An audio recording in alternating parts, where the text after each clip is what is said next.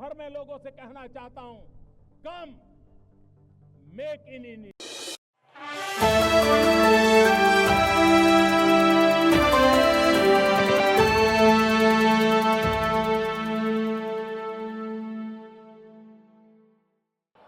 भारत माता की, भारत माता की, भारत माता की। वंदे वंदे वंदे। नमः पार्वती पतये हर हर। भारतीय जनता पार्टी के जिला के अध्यक्ष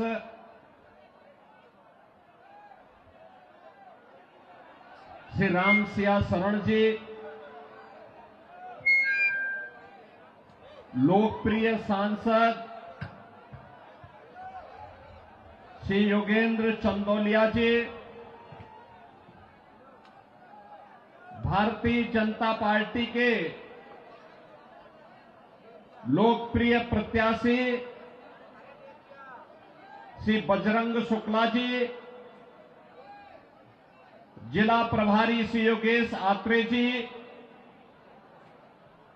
विधानसभा प्रभारी विनोद भारद्वाज जी, लोकेश प्रजापति जी, मंच पर उपस्थित भारतीय जनता पार्टी के सभी पदाधिकारीगण,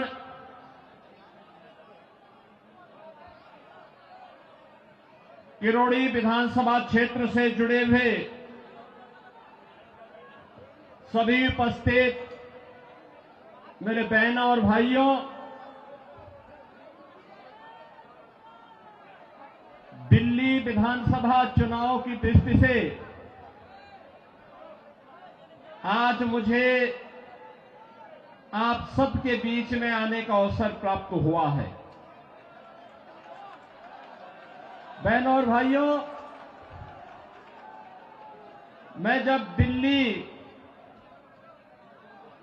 विधानसभा चुनाव की दृष्टि से आया हूं तो नजदीक से मुझे यहां की सड़कों को भी देखने का अवसर प्राप्त हो रहा है।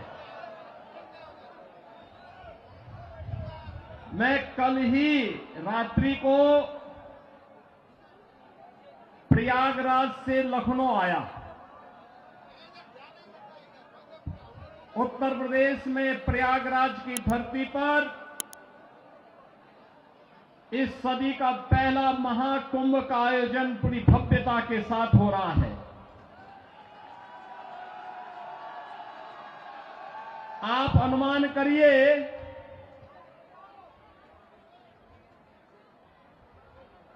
तेरह जनवरी से पौष पूर्णिमा से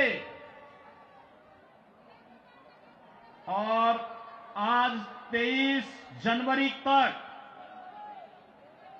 इन 10 दिनों में 10 करोड़ श्रद्धालुओं ने प्रयागराज में मां गंगा, मां यमुना और मां सरस्वती के त्रिवेणी के संगम में पावन स्नान करके पुण्य के भागीदार बने हैं। आप प्रयागराज में जाएंगे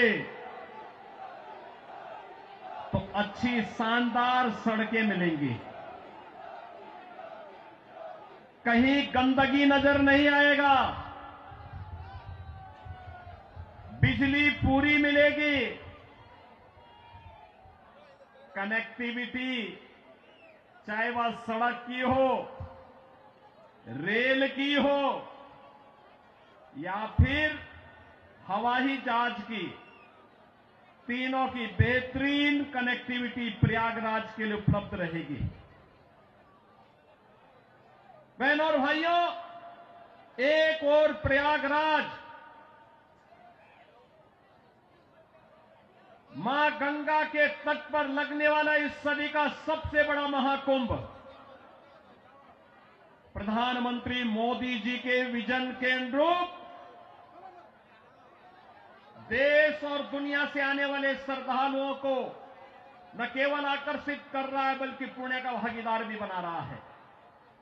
नमामि गंगे परियोजना के बाद मां गंगा की अविरल और निर्मल धारा का दर्शन देश और दुनिया कर रहा है, संगम में स्नान कर रहा है। कल आपने देखा होगा उत्तर प्रदेश सरकार के मेरे सभी मंत्रीगण 54 मंत्री मेरे साथ प्रयागराज के संगम में एक साथ डुबकी लगाए हैं, एक साथ डुबकी लगाए हैं,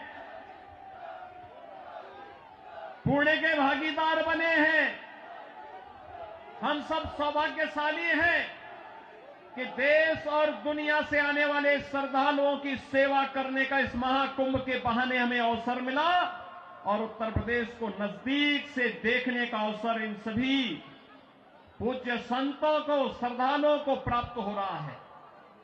बहनों और भाइयों, अगर एक मुख्यमंत्री के रूप में मैं और मेरे मंत्रीगण प्रयागराज के संगम में स्नान कर सकते हैं तो मैं पूछना चाहता हूं, दिल्ली में आम आदमी पार्टी के अध्यक्ष से अरविंद केजरीवाल जी से मैं पूछना चाहता हूं, क्या यमुना जी में वह भी अपने मंत्रियों के साथ जाकर के स्नान कर सकते हैं क्या?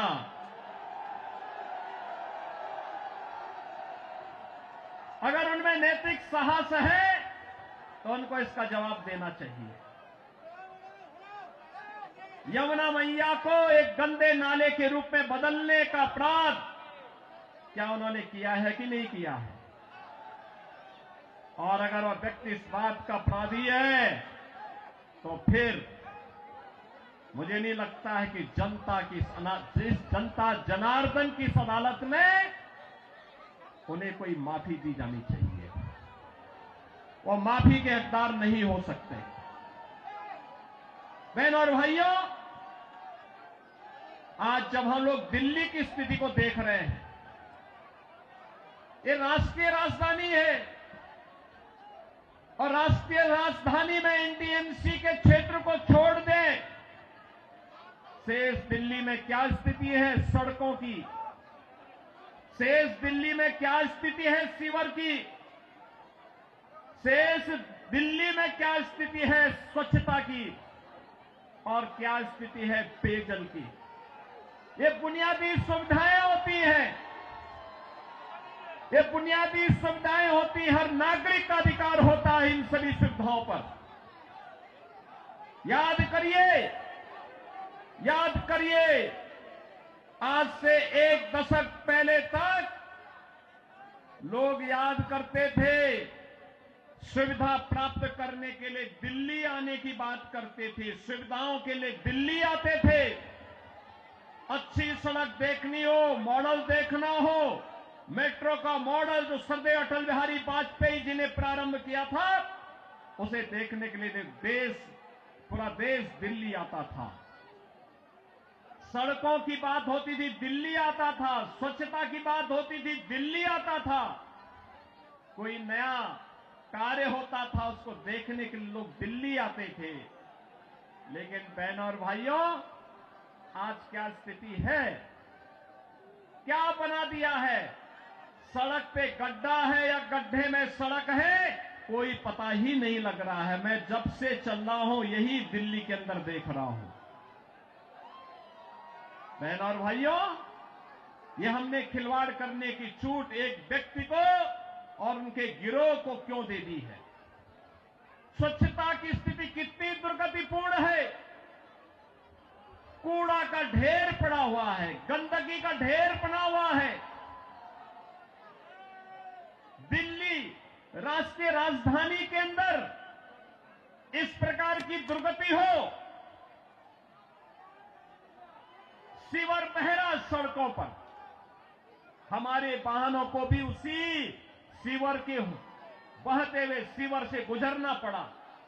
और अभी तो पेयजल का भीषण संकट आने वाला है।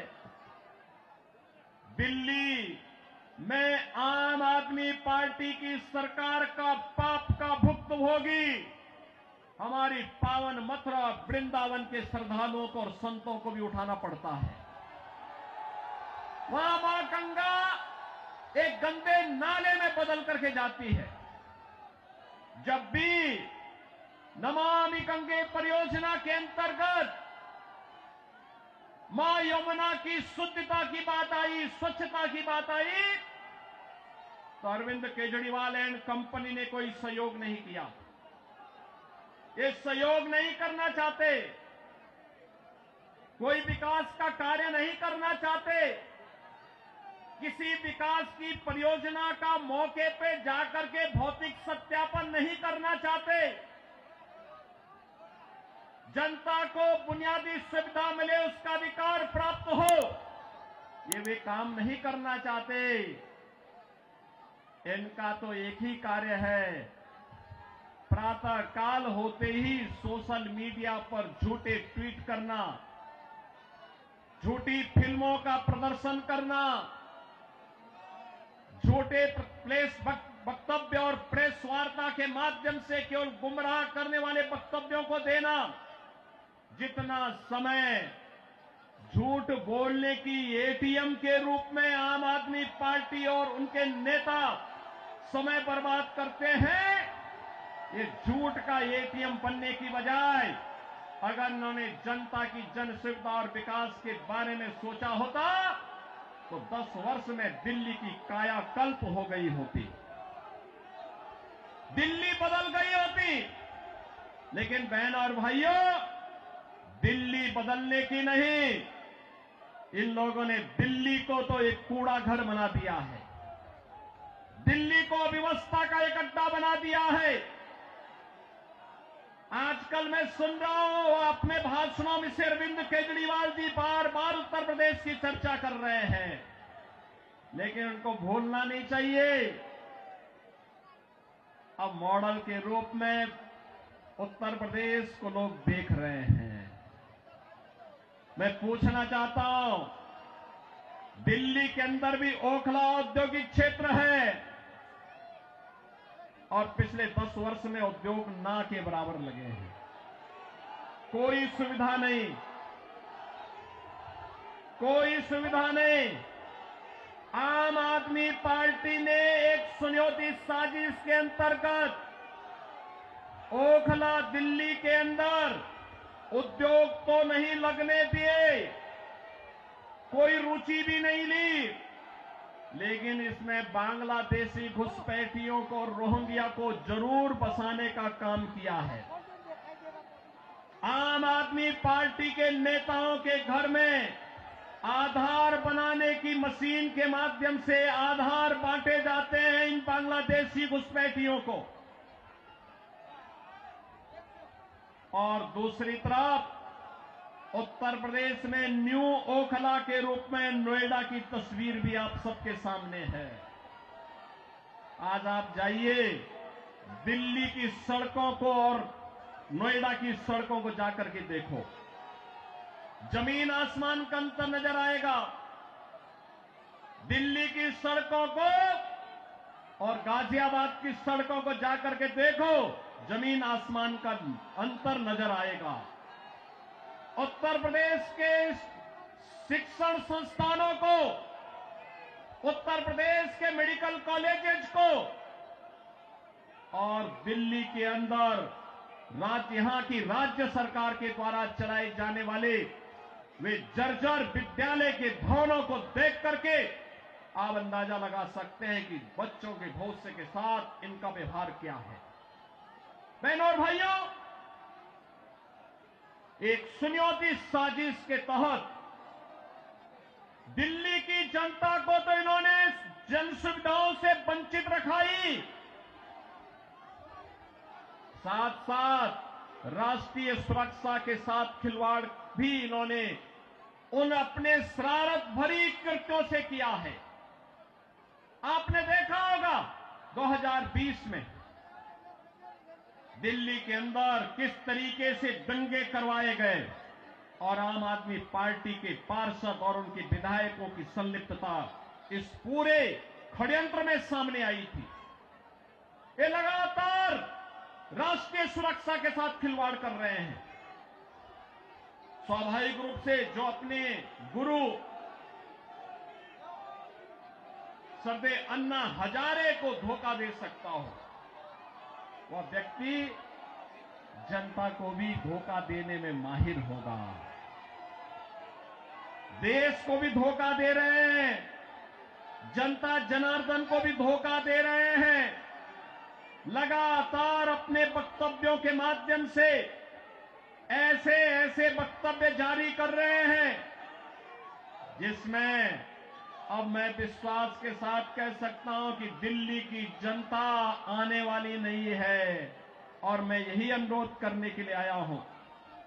बहनों और भाइयों, मैं आपको एक बात और कहना चाहता हूं। मैं आपसे एक बात और कहना चाहता हूं। जो यहां पर आम आदमी पार्टी की सरकार और आम आदमी पार्टी जो लगातार कह रही है, ये लगातार एक बात को कह रही है कि इन्होंने यहां पर बिजली दी है। बहनों और भाइयों, एनडीएमसी का क्षेत्र जहां बिजली मिलती है 24 घंटे, वह गृह मंत्रालय और शहरी विकास मंत्रालय भारत सरकार के अंतर्गत आता है। शेष दिल्ली में पावर कट देश के किसी भी बड़े महानगर से, किसी भी नगर से ज्यादा पावर कट है। मैं कह सकता हूं उत्तर प्रदेश की आबादी 25 करोड़ की है। हर जिला मुख्यालय को 24 घंटे की बिजली आज के दिन पर हम दे रहे हैं। और बिजली का पर यूनिट दाम उत्तर प्रदेश में एक सामान्य उपभोक्ता के लिए अगर है तो यह 3 से 3.5 रुपए है, इससे ज्यादा नहीं है। दिल्ली में यही 9 से लेके 10 रुपया है। यानी उत्तर प्रदेश से 3 गुना पैसा लेते हैं, लेकिन 24 घंटे बिजली यहां पर नहीं दे पा रहे हैं। बहनों और भाइयों, मैं केवल आपसे एक बात कहना चाहता हूं। जो लोग आपके साथ खिलवाड़ कर रहे हो, आपको जन सुविधाओं से वंचित कर रहे हो, दिल्ली की पूरी तस्वीर को बदसूरत कर रहे हो, राष्ट्रीय सुरक्षा के साथ खिलवाड़ कर रहे हो, ऐसे लोगों को सत्ता में दोबारा आने का कोई अधिकार नहीं होना चाहिए, कोई अधिकार नहीं होना चाहिए। आज आपके सामने भारतीय जनता पार्टी की डबल इंजन की सरकारें आपके पास काम करती हुई अगल बगल के राज्यों में नजर आ रही है। उत्तर प्रदेश है, हरियाणा है, राजस्थान है, मध्य प्रदेश है, छत्तीसगढ़ है। इन सभी राज्यों में जाकर के देखो। मैं कल एक न्यूज पढ़ रहा था कि पंजाब की कुछ बहनें आम आदमी पार्टी के कार्यालय का घेराव की हैं, श्री अरविंद केजरीवाल के घर का घेराव की हैं और ये इस बात को लेके कही हैं कि जो वायदा किया था इन्होंने पंजाब में सरकार बनाने के पहले कि 1000 रुपया हर महिला को देंगे, ये दिया ही नहीं और वे महिलाएं इसलिए घेराव करने के लिए आई थी। इन्होंने यहां पे दिल्ली में भी घोषणा की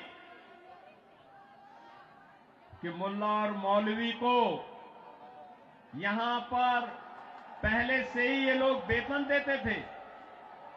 आज दिल्ली की आर्थिक स्थिति इतनी बदहाल कर चुके हैं कि उनको भी कई महीनों का नहीं मिला और जब वहां से हो हल्ला शुरू हुआ तो इन्होंने उसको डाइल्यूट करने के लिए कहा कि हम पुजारियों को भी देंगे।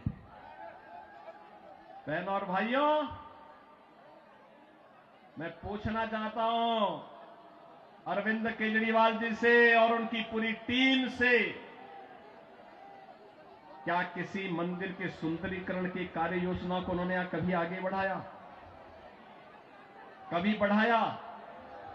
मॉडल देखना हो तो आइए काशी में काशी विश्वनाथ धाम को देखिए। मॉडल देखना हो अयोध्या में श्री राम जन्मभूमि पर भगवान राम के भव्य मंदिर के मॉडल को देखो। मॉडल देखना हो तो प्रयागराज में आइए। प्रयागराज में महाकुंभ के आयोजन स्थल को देखो। आस्था का सम्मान ऐसे होता है। 1000 से अधिक ऐसे विरासत से जुड़े हुए धार्मिक और आध्यात्मिक स्थलों के पुनरुद्धार और सुंदरीकरण का कार्य के लिए उत्तर प्रदेश के अंदर चल रहा है या पूरा हो चुका है। बहन और भाइयों, यहां पर आम आदमी पार्टी आपकी भावनाओं के साथ खिलवाड़ कर रही है, लेकिन वे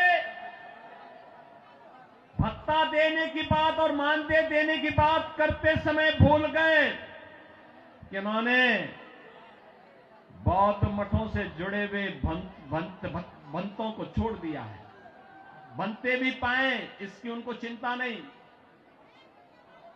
भगवान वाल्मीकि के समय से वाल्मीकि समुदाय से जुड़े हुए तमाम हमारे संत वाल्मीकि मंदिरों में पूजा अर्चना करते हैं, उनको उन्होंने भुला दिया, उनके एजेंडे में कहीं नहीं। आम आदमी पार्टी के एजेंडे में रविदासी मंदिरों के पुजारी नहीं है। यानी आज भी इनकी तुष्टीकरण की जो पॉलिसी चली आ रही है, बांटो और राज करो की पॉलिसी चली आ रही है, वह अभी भी मानदेय और सरकारी पैसे से उस मानदेय या भत्ता देने में भी उसमें ये लोग परहेज नहीं कर पा रहे हैं। और इसीलिए तो मैं आप सबसे कहना चाहूंगा कि बहनों और भाइयों, आज प्रधानमंत्री मोदी जी के नेतृत्व में हम एक नए भारत का दर्शन कर रहे हैं। एक नया भारत अगर हमें काशी में काशी विश्वनाथ का दर्शन कराता है, तो उत्तराखंड में केदारपुरी में भगवान केदारेश्वर का भी भव्य मंदिर का पुनरुद्धार का कार्य वहां चल रहा है। मध्य प्रदेश में महाकाल का महालोक है, तो उत्तर प्रदेश के विंध्यवासिनी में मां विंध्यवासिनी का धाम भी एक नए कॉरिडोर के रूप में विकसित हुआ है। अयोध्या में 500 वर्षों के बाद फिर से रामलला विराजमान हो गए हैं। और इस अवसर पर मैं आप सबसे अपील करना चाहूंगा, यह समय है, जैसे उत्तर प्रदेश डबल इंजन सरकार का लाभ प्राप्त कर रहा है, एक साथ एक स्वर में सभी सरकारें मिल करके विकास को ध्यान में रख करके, युवाओं के भविष्य को ध्यान में रख करके, अन्नदाता किसानों के भविष्य को ध्यान में रख करके, बहन और बेटियों की सुरक्षा को ध्यान में रख करके, व्यापारियों की सुरक्षा को ध्यान में रख करके अपना कार्य कर रही है। ऐसे ही दिल्ली के अंदर भी भारतीय जनता पार्टी नेतृत्व की डबल इंजन सरकार आनी चाहिए, और डबल इंजन सरकार की शुरुआत आपने कर ली है। आपने कर ली है। याद करिए, जब से अरविंद केजरीवाल और उनके मंत्रियों को भ्रष्टाचार के मामले में जेल में बंद किया गया था, जेल से जमानत पे छूटने के बाद इन्होंने कहा था कि जनता जनार्दन फैसला करेगी। अरे जनता जनार्दन ने तो लोकसभा चुनाव में फैसला कर लिया है। दिल्ली में 100% रिजल्ट प्रधानमंत्री मोदी जी के साथ रहा। चंदौलिया जी को आपने यहां से अपना सांसद चुन करके भेजा है, देश की संसद में भेजा है, तो जनता जनार्दन तो अपना फैसला कर ही चुकी है। और इस विधानसभा चुनाव में भी जनता जनार्दन फैसला करने को पूरी तत्परता के साथ खड़ी है। और इसी में मैं आपसे अपील करने के लिए आया हूं कि बहन और भाइयों, इस किराड़ी विधानसभा क्षेत्र से भारतीय जनता पार्टी ने अपने कर्मठ कार्यकर्ता को, जिनका एक ही ध्येय है और वह है कि इस किराड़ी विधानसभा क्षेत्र को एक विकसित विधानसभा क्षेत्र के रूप में विकसित करना। यहां के लोकप्रिय सांसद श्री चंदौलिया जी के साथ मिलकर के अच्छी सड़कें देना, सीवर लाइन बिछाना, पेयजल की पुख्ता व्यवस्था करना, स्ट्रीट लाइट को दुरुस्त करना, साफ सफाई और स्वच्छता के मानक पर एक आदर्श विधानसभा के रूप में विकसित होना, बहन और बेटियों को सुरक्षा प्रदान करना, युवाओं के लिए रोजगार के अवसर उपलब्ध करवाना, उत्तम शिक्षा के, उत्तम स्वास्थ्य के केंद्र को बेहतरीन तरीके से, मॉडल तरीके से संचालित करने का कार्य, और इसको करने के लिए यहां पर राम भक्त बजरंग बली के रूप में बजरंग शुक्ला आपके बीच में उपस्थित हैं, भारतीय जनता पार्टी के प्रत्याशी के रूप में। मेरी आप सबसे अपील है कि डबल इंजन सरकार से ही दिल्ली की कायाकल्प होगी, और डबल इंजन सरकार के प्रतिनिधि के रूप में बजरंग शुक्ला को दिल्ली विधानसभा में चुन करके भेजें। आप सब भेजेंगे? भेजेंगे? जनता जनार्दन का आशीर्वाद इस बजरंग शुक्ला को प्राप्त होगा। दोनों हाथ उठा करके अपना आशीर्वाद देकर के बोलिए। जहां तक मेरी आवाज जा रही है, ये घरों के ऊपर भी लोग बैठे हुए हैं, सभी से मेरी अपील है, जहां तक मेरी आवाज जा रही है, घर के ऊपर हो, सड़क हो, अगल बगल हो, जहां तक मेरी आवाज जा रही है, बजरंग शुक्ला को आप आशीर्वाद देंगे? दिल्ली के कूड़े से निजात पाएंगे? ये झूठ बोलने की एटीएम मशीन से मुक्ति पाएंगे? यमुना मैया की शुद्धि के अभियान में सहभागी बनेंगे? तो मेरे साथ बोलेंगे जय श्री राम, जय जय श्री राम।